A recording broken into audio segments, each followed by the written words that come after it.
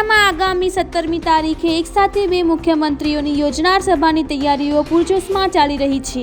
આમ આદમી પાર્ટીના દિલ્હીના મુખ્યમંત્રી અરવિંદ કેજરીવાલ અને પંજાબના મુખ્યમંત્રી સરદાર ભગવંત માન ચૂંટણીલક્ષી સભાને સંબોધશે।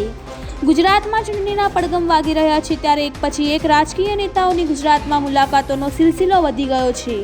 અત્યારે તમામ રાજકીય પાર્ટીના નેતાઓ એક પછી એક ગુજરાત આવીને સભાઓ ગજવી રહ્યા છે ત્યારે એકવાર ફરી ગુજરાતની મુલાકાતે દિલ્હી અને પંજાબના મુખ્યમંત્રી આવી રહ્યા છે।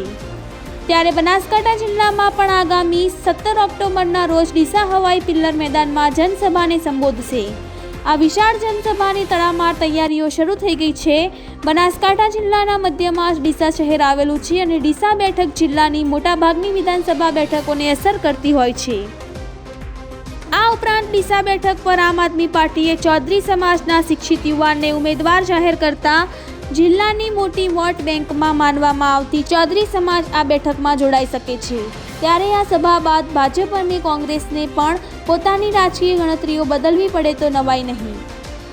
રિપોર્ટર રાજ કચ્ચર, બનાસકાંઠા।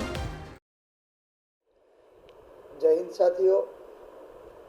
આખા દેશમાં બદલાવની રાજનીતિની શરૂઆત કરનારા આમ આદમી પાર્ટીના રાષ્ટ્રીય સંયોજક અને દિલ્હીના સર્વશ્રેષ્ઠ મુખ્યમંત્રી માનનીય શ્રી અરવિંદ કેજરીવાલ અને આમ આદમી પાર્ટીની પંજાબમાં જીત પછી આખા દેશમાં ક્રાંતિની લહેર ઊભી કરનારા પંજાબના મુખ્યમંત્રી માનનીય શ્રી સરદાર ભગવંત સિંહ માનજી તારીખ 17/10/2022 અને સોમવારના રોજ બપોરે 1 વાગે ડીસાના હવાઈ પિલ્લર ગ્રાઉન્ડ ખાતે પધારી રહ્યા છે।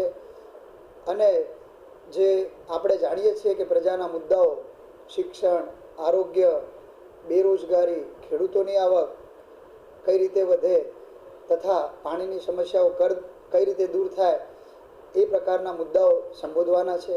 તો હું ડૉક્ટર રમેશ પટેલ ડીસાના ઉમેદવાર તરીકે આપ ડીસાવાસીઓને નમ્ર વિનંતી કરું છું કે આવો સાથે મળી અને આપણા આમ આદમી પાર્ટીના બે યોદ્ધાઓને સાંભળીએ। એ માટે આપ સૌને ભાવભર્યું આમંત્રણ છે। ખૂબ ખૂબ આભાર।